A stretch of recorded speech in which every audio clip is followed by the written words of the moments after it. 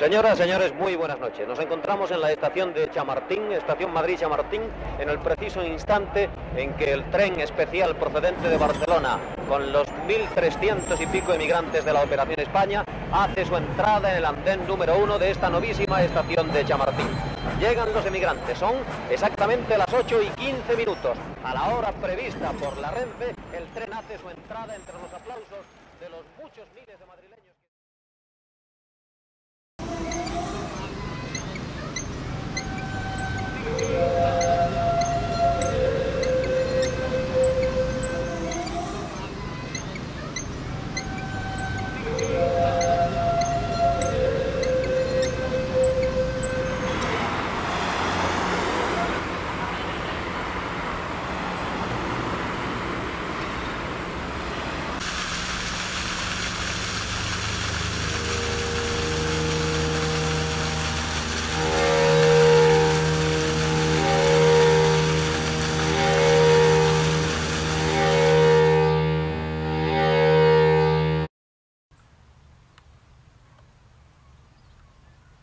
Messieurs et mesdames, bonjour. Là devant vous, vous avez Charlie Thido.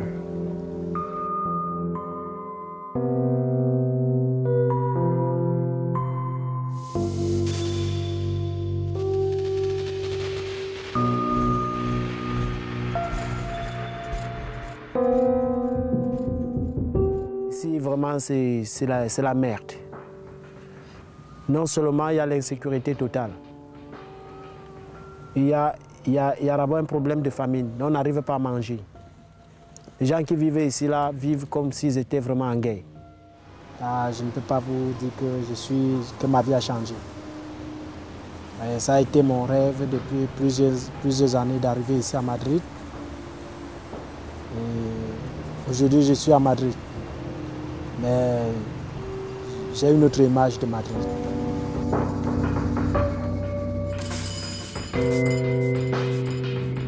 Je suis arrivé ici le 21 août.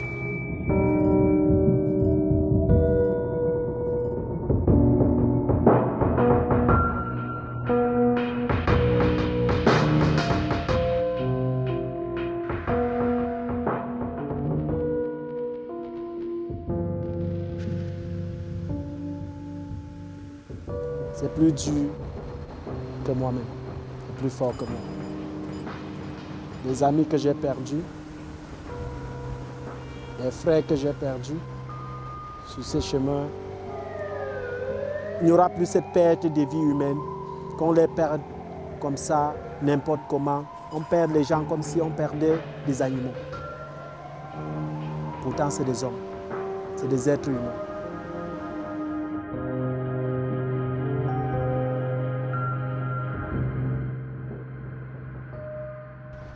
On appelle camp de détention, mais pour moi, c'est une prison.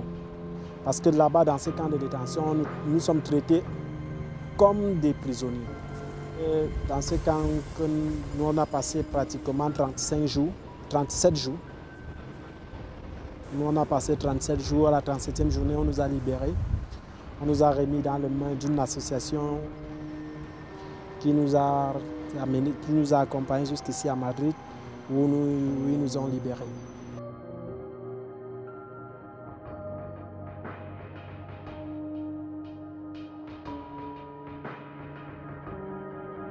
On a la visite des policiers après chaque semaine qui est arrêté. Et quand il y a cette course-là ici, il y a les blessés. Parce que quand on parle du Maroc, c'est presque un cauchemar. Personne n'aimerait vivre la situation qu'on vit. Personne n'aimerait vivre le Maroc, ni l'Algérie. Des immigrés vont chercher à s'échapper. Et l'endroit est accidenté. Il y a les blessés, il y a les pieds cassés. Et qui ne seront pas suivis, que la police va les porter tels qu'on les a pris. Il y a des gens ici là, qui sont déjà à 5 ans, 6 ans, 7 ans. Ce ne sont pas des malfrats, ils n'ont rien fait. Ils ne cherchent qu'à entrer en Europe. Ils ne cherchent pas à tuer un Marocain, ni à tuer un Espagnol. Ils cherchent juste l'Europe. Ce voyage, ce long voyage, cette Europe que nous on prend pour les Dorado, c'est vraiment Je me dis que ce n'est pas vraiment ça.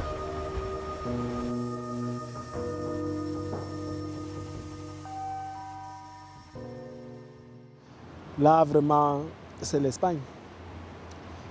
Ce n'est pas la France, ni les États-Unis. Aujourd'hui, quand je regarde l'Espagne, l'Espagne n'a pas encore vraiment accepté, comme on dit, le noir, parce qu'il y a toujours quand même cette différence de peau. Sans vous mentir, je n'ai aucun contact avec des voisins.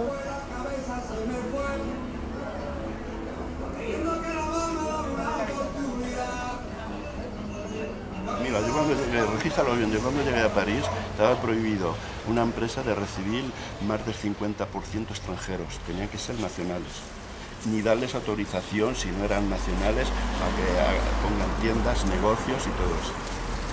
Está prohibido, además tengo la carta todavía de residencia, de papeles. Es prohibido, era sancionado. O sea, ¿usted prefiere que el trabajo se lo dé a los nacionales a que se lo den a los extranjeros? Como hay un centro de derecha en España, primero los franceses, primero los nacionales, entonces... Pero entonces usted, por ejemplo, no hubiera tenido trabajo en Francia, ¿o sí? Hombre, yo si no me hubiesen dado a los alemanes, yo primero me fui a Alemania y como me fui así como turista, no me dieron... Encontré por parte alemana trabajo muy bueno en una fábrica y todo, pero como iba como turista, pues me dijeron que no. Yo tuve que venir. Y en Francia, por razones políticas, aquí entre Francia y España, sabes que Francia se ha portado muy bien, por razones, por lo que sea de ellos, han portado muy bien, pues encontré una fábrica que me hicieron papeles automáticamente. Y cuando encuentro un clandestino, ¿dónde están registrados? Clandestino.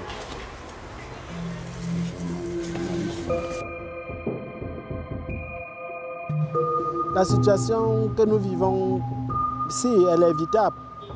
Je vais prendre le cas de plusieurs pays en Afrique, comme le Cameroun. Le Cameroun n'a pas connu de guerre. Il n'y a pas de raison pour laquelle tu vas me dire que moi, par exemple, je suis Camerounais. Il n'y a pas une raison, parce que si moi déjà, avant de sortir de mon pays, j'avais un seul instant, eu seulement une information de cette aventure, je ne serais jamais... Il ne me serait jamais jeté en aventure. Une personne qui vit en Europe, il se prépare pour aller dans son pays d'origine. Il prend souvent 2-3 ans. Il se prépare pour faire un tour, pour aller faire 2 semaines ou 1 mois dans son pays d'origine. Imaginez-vous, il s'est préparé, il s'est bien bourré un peu les poches, quand il rentre dans le pays. Même s'il dit à son petit frère que l'Europe n'est pas facile, le petit frère ne sera pas content. Parce qu'il met du bon, il a acheté un bon vêtement, il a acheté un bon tricot, il s'est bien préparé pour aller. On voit seulement celui qui rentre avec de l'argent, avec une voiture. On ne voit pas ceux qui sont restés dans la mer, qui n'ont pas pu traverser.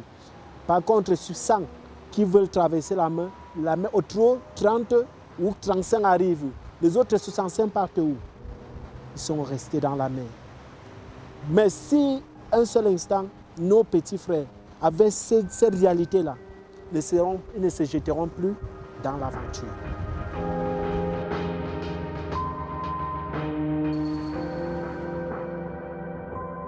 Traverser ces moments difficiles, mettre une association déjà dans le Maroc qui n'a pas été facile, de convaincre nos propres frères pour qu'ils acceptent cette association qui est aujourd'hui acceptée déjà au Maroc.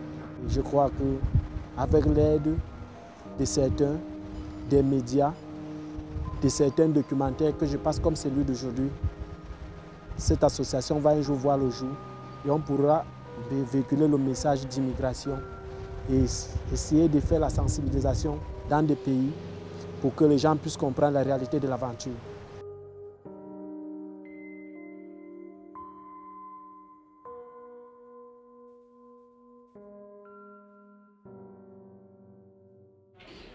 Bon, ça fait combien de temps que vous êtes ici? Nous sommes bureau du camp, ça fait 3 semaines. 3 semaines ici à Madrid. Vous avez quelques papiers de la police ou de... Notification de l'ordre. C'est une ordre d'expulsion. Bon, de toute façon, il ne faut pas avoir peur, mais quand même, il ne faut pas se promener beaucoup, parce que si vous attrape la police, ils vont vous donner encore une autre ordre d'expulsion. Lo primero que tienen que buscar es un pasaporte para empezar a funcionar.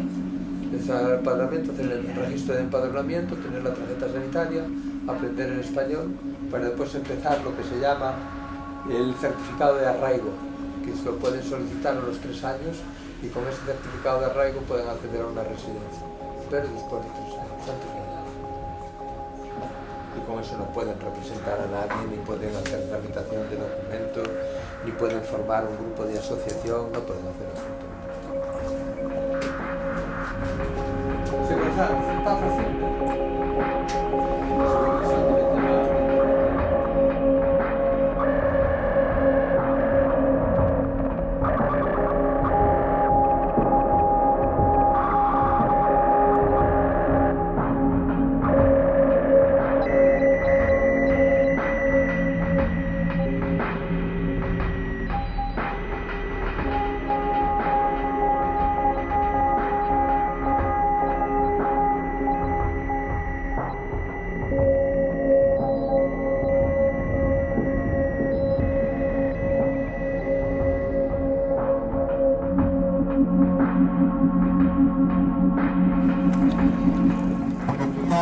Hola chicos, hola chicas, muchísimas gracias por haber venido.